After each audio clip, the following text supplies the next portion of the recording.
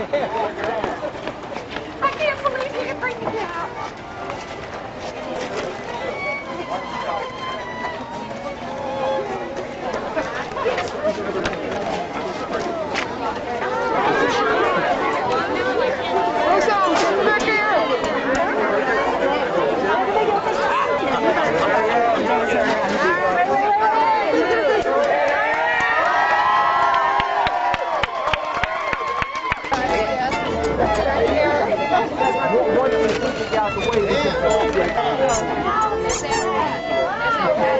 Best-selling author Anne Rice was known for her dramatic flair. In this undated video, Anne arrives to a book signing in her hometown of New Orleans in a coffin. Masked men carry her coffin into the crowd, and she emerges, grinning and tossing confetti, to listen to the decadent sounds of the cheers and violins that welcome her arrival. So you want me to tell you the story of my life? I'll tell you my story. I'll tell you all of it. Anne Rice was born in New Orleans on October 4th, 1941. She was raised in the Crescent City, and there's little doubt that the city's decadent culture inspired her writing. In 1976, she published Interview with the Vampire, the first novel in her wildly popular Vampire Chronicles series. The story follows a vampire named Louis, as he recounts how he became a vampire, how he turns a girl named Claudia into his vampire companion, and how they settle into the opulence of the French Quarter with Louis's creator, the famous vampire Lestat. Never imagine.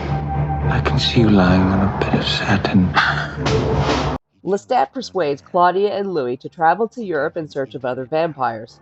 In Paris, they discover the avant-garde vampires of Theatre des Vampires, a vampire troupe who pretends to be mortals pretending to be vampires.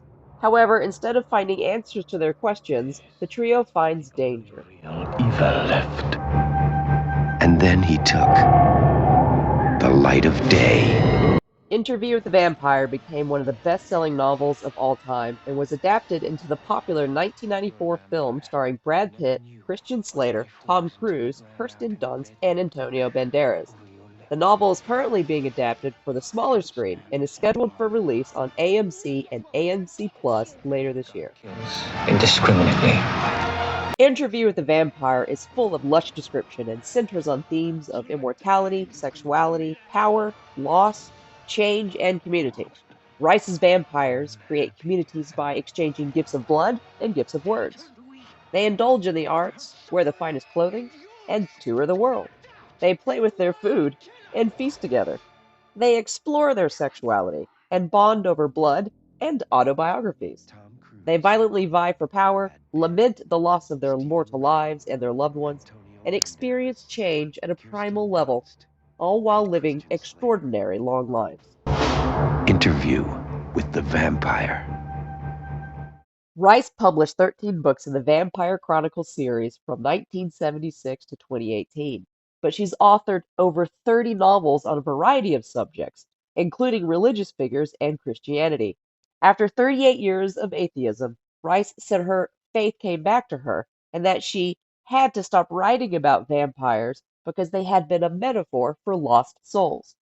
She returned to Christianity and wrote 2 books on the life of Jesus Christ, but later returned to the lavish world of her vampire characters. Though she still believed that vampires are the perfect metaphor for the lost soul, Rice resumed the Vampire Chronicles series with a book focused on Lestat that was written in a redemption framework. Some of the common themes in Louisiana literature are indulgence, loss, community, and place. Rice's works, like Interview with the Vampire, display these themes in a variety of contexts. The supernatural characters of the Vampire Chronicles indulge in food, art, violence, and the grotesque. Like John Bigenow's Peter Lagarde in the work of art, the vampires covet art. They collect statues and paintings, listen to music, attend theater, and one character, Claudia, has a doll collection. Like the characters in Maurice Ruffin's Catch What You Can and in Ernest Gaines' Boy in the Double-Breasted Suit, the vampires thoroughly enjoy their food, only their food is humans instead of lobster or fried chicken. They often play with their food before they dine, tricking or manipulating their victims for fun. Their cat and mouse games satisfy their desire for violence and their grotesque, but sometimes they visit their malice upon one another, too. The violence in Rice's novels places them within the Louisiana tradition and among writers like Charles de Gravelet and Flannery O'Connor. Rice's vampires also endure significant loss. Though they may live a long time, they all suffer the loss of their mortal lives. They lose their families, friends, and their relationships. They lose their homes and their jobs, and they can no longer survive off of human food. John Bigenow's Mold and Tim Parrish's It Pours also showcase significant loss. In both short stories, floodwaters are a highly destructive force which threatens to destroy, or has already destroyed, Louisiana homes and families. Vampires in Rice's novels are members of an exclusive clandestine society, but they search out other vampires to form families and communities. After Louis and Claudia escape Lestat and leave New Orleans, they search Europe for other vampires. Eventually, they discover Armand and his troupe of vampire thespians that make up the Theatre des Vampires. For a short time, Claudia and Louis enjoy their companionship, and the group bonds over shared violent experiences, namely feeding. Interview with the Vampire shares its theme of community with works like Mold by John Bigelow, which demonstrates the sense of community and belonging shared by New Orleanians in the aftermath of Katrina. And in Robert Olen Butler's Crickets, a father attempts to bond with his son while hunting for insects to torture and use for fighting.